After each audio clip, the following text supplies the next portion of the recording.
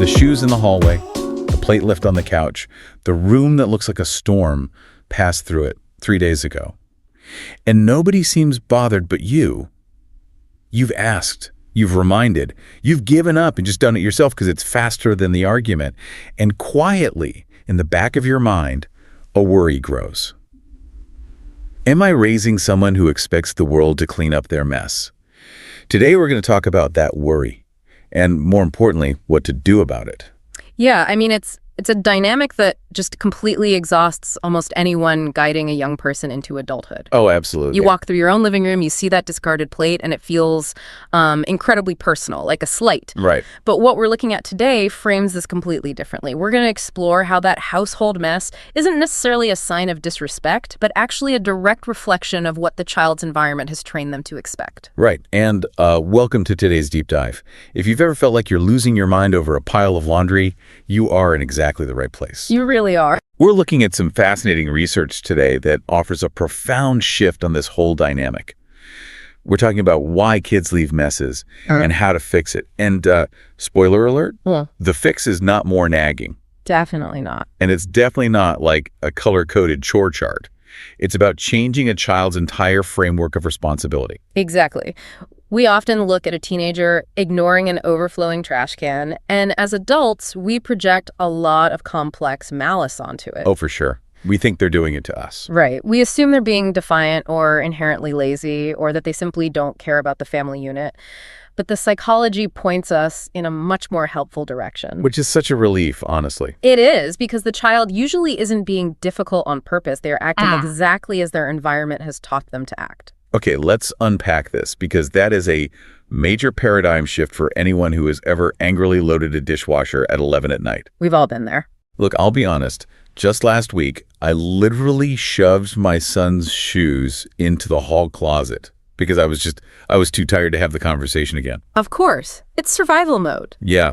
So are you saying that when I walk into the living room and find snack wrappers stuffed between the sofa cushions, my kid isn't consciously deciding to be disrespectful? Mostly. They just fundamentally lack the framework to see the wrapper as a problem that belongs to them. What's fascinating here is the actual cognitive mechanism of how that framework fails to develop.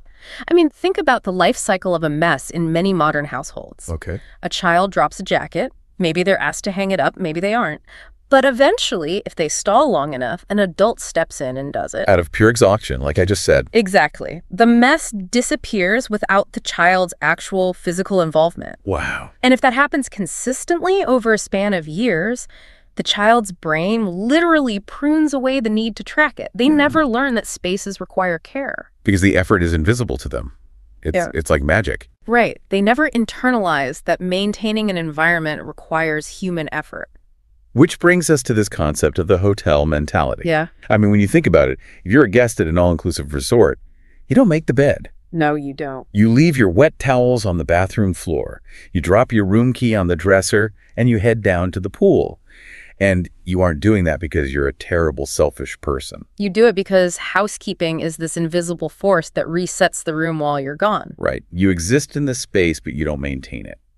So if we are acting as our kids' invisible housekeeping, aren't we basically robbing them of the opportunity to learn how to maintain their own lives? That's the exact dynamic. In a hotel, the ecosystem is managed for you. And a child who grows up with no real, inescapable household responsibilities develops that exact same unconscious expectation. Man, that's a tough pill to swallow for parents. It is, because we do it out of love, or like we said, out of pure survival. Right. It is so much faster to just wipe down the counters yourself than to endure the eye rolling, the negotiating, the heavy sighing. Oh, the sighing is the worst part. It really is.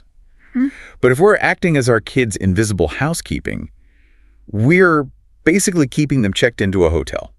And eventually they have to check out. That is exactly the danger. If they've carried no real responsibility, they have no cognitive map for what it means to maintain something beyond their own immediate desires. We get so hyper-focused on just getting through the day, you know? Right, just getting the kitchen clean so we can go to sleep. And we completely miss the developmental milestone that's supposed to be happening in that moment. Because the end goal isn't a clean kitchen. No. The goal is teaching a human being that they're part of a shared ecosystem, and that ecosystems collapse if every member doesn't contribute. I used to think, if it's just their bedroom, who cares? Shut the door. Yeah. Let them live in a pigsty until they run out of clean underwear. A lot of parents take that approach. But reading through this material, it becomes clear that shutting the door isn't actually a solution. This matters on a much larger developmental scale. It really does. If we connect this to the bigger picture, the stakes are incredibly high. Psychologists trace a direct line from these early childhood household habits to young adult functioning. Here's where it gets really interesting, though. The messy room is actually like a diagnostic tool for their future. Yes, specifically, the data shows that a teenager who has never been responsible for anything struggles deeply with initiative. Okay. And a young adult who has always been served struggles with reciprocity. Let's slow down and look at that, because the word reciprocity gets thrown around a lot. What does it actually look like in practice? Wow. Because it's so easy for us to sit back and assume, oh, they'll figure it out when they move out. Necessity will force them to learn. It's a dangerous assumption, honestly, because the neural pathways and habits of mind are already formed. Reciprocity is the ability to track the emotional and physical labor of others and feel a compulsion to balance the scales. When a young adult lacks that, what does it look like? What does it look like? It looks like entering a college dorm or a first shared apartment and genuinely not perceiving that the toilet paper needs replacing. Oh, wow. Or that the shared fridge is growing mold. It looks like waiting to be told what to do in a first job because they lack the initiative that comes from ever having to take ownership of a space. So if they expect you to pick up their plate from the couch today, they're essentially practicing a mindset where they will expect future partners or future coworkers to pick up their slack tomorrow. Precisely. The macro-level struggles of young adulthood, the conflicts with college roommates, the friction in early career roles where managers expect proactive initiative, and especially the massive arguments in early romantic relationships over the division of mental load. These issues are often directly birthed from the micro-level habits allowed in the childhood home. They are literally practicing how to be a burden without even knowing it, because they're still operating under the hotel mentality. Yes. And recognizing this pattern is the critical first step. Once you realize that the mess is not just a passing phase, Right. but an active reflection of their worldview regarding their role in a community, the urgency to change the dynamic usually overrides the exhaustion of enforcing it. Okay, so if I'm basically running a Marriott out of my house, how do I shut it down without causing a massive mutiny? That's the big question. Because my first instinct, and I think the instinct of a lot of people listening, would be to march into that messy room right now, flip the lights on, and hand down a massive list of new chores with some serious threats attached. Right. If you don't do this, I'm taking the phone. Exactly. Yeah. But the source material is pretty explicit that backfires. It almost always backfires. The antidote isn't a longer list of rules, and it isn't harsher punishments. So what is it? The solution is something far more profound, giving the child a genuine role. The psychology draws a massive critical distinction between assigning a child chores and giving them ownership. Look, I hear you on the difference between ownership and chores, but practically speaking, taking out the trash is still just taking out the trash. Changing the name doesn't make it fun. No, it doesn't make it fun. How does calling it a role actually change the kid's psychology? It changes the psychology because tasks are just to-do items, but roles are tied to identity. Oh, okay. A chore is an isolated command. Take out the trash.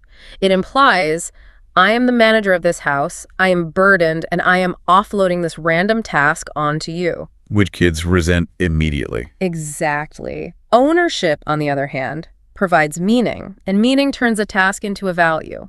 When you give a child ownership, you aren't just telling them what to do, you are telling them who they are within the family unit. So what does this all mean for you listening right now? It's like the difference between being a manager assigning one-off tasks versus being a team captain. That's a great analogy. Like saying, you are the director of waste management for this household. Without you, the system breaks down. Exactly. Think of a natural ecosystem. If a keystone species stops doing its part, the forest feels it. The system degrades. Right. When you establish a role, the phrasing matters immensely. Psychologists suggest framing it like, this family counts on you for this. We run better when you show up for your role. Wow. When a child hears that, something fundamental shifts. They don't just feel busier, they feel needed. And feeling needed is huge. I mean, we all want to know that our presence actually matters to the people around us. But how does that translate to, say, emptying the dishwasher. It translates through the development of genuine self-worth, and this directly addresses a very common modern parenting trap. What trap is that? We spend an enormous amount of energy trying to build a child's self-esteem through external accolades. We praise their intelligence. We put them in a dozen extracurriculars to win trophies. We constantly tell them how special they are. Guilty as charged. We all do it. But the human brain is highly intelligent. It knows the difference between empty praise and actual competence. Wait, really? So the brain essentially rejects artificial self-esteem if it doesn't have the receipts to back it up? Exactly. Genuine self-worth requires proof. A child needs to see that their actions have a tangible, positive impact on their environment and their family. That makes so much sense. We often tell kids they are the center of the universe, but then we treat them like they're completely incapable of contributing to the actual running of our lives. Oh, wow. We say, "You're amazing. Now go sit on the couch and look at your phone while I do literally everything required to keep you alive and comfortable." Yeah, that creates some massive cognitive dissonance. It does. We feed them artificial self-esteem while starving them of the genuine self-worth that only comes from being genuinely needed. I've never thought about it like that. So when they own a role, whether that's managing the family's recycling or being the person who preps the vegetables for dinner every night, and they see that the family relies on them fulfilling that role, they gather evidence of their own competence. Yes.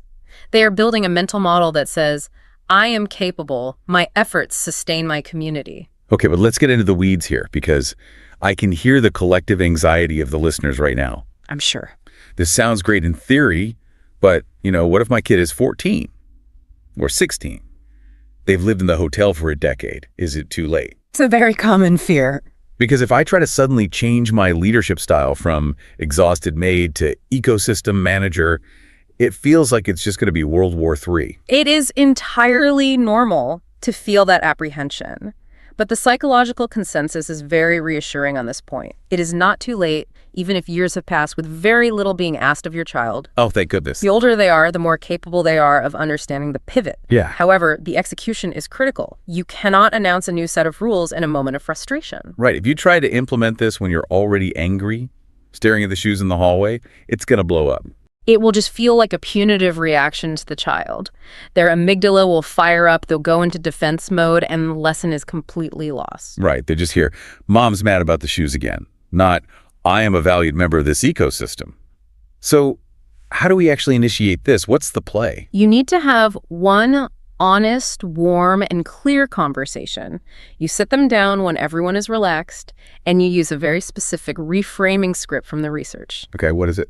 You say, "I haven't asked enough of you. Not because you've done anything wrong, because I believe you can handle more than I've been giving you credit for." Wait, say that one more time. "I haven't asked enough of you.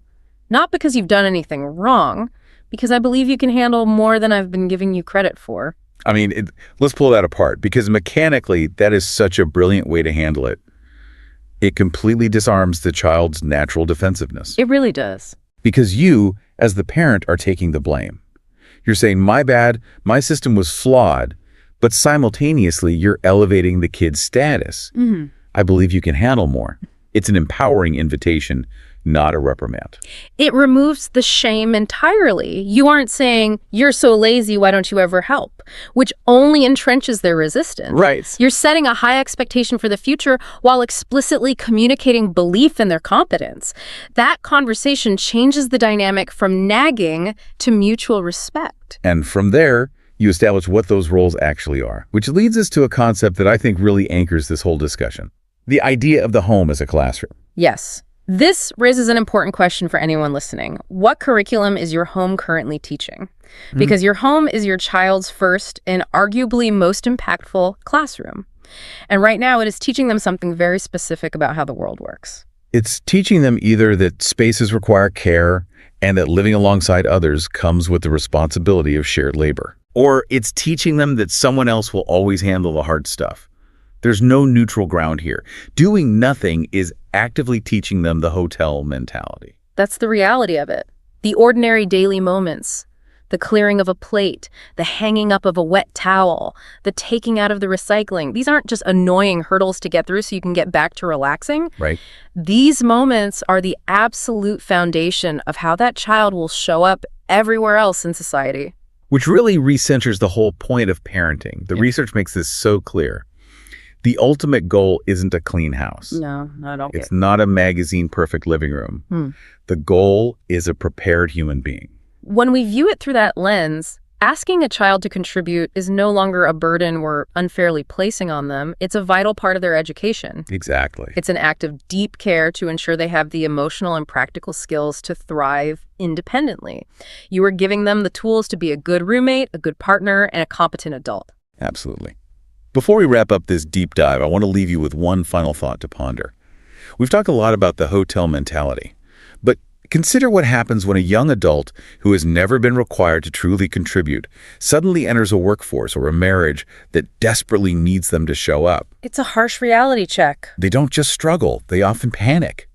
By protecting them from the minor daily discomfort of household roles today, are we actually setting them up for a profound, jarring shock when they finally check out of the hotel and enter the real world? It's a very necessary provocation. We aren't just managing a house, we are preparing them for the reality of shared human existence. If this gave you something to think about today, or something to say to your child tonight, we've created a free guide that goes deeper into all of this. It includes the exact conversation to have, what roles to give at different ages, and how to hold the standard without it turning into a daily battle. It's called Why Your Child Treats Your Home Like a Hotel. And it's completely free to download. The link is right there in the description below, because the home that asks something of a child gives them everything they need. We'll see you the next one.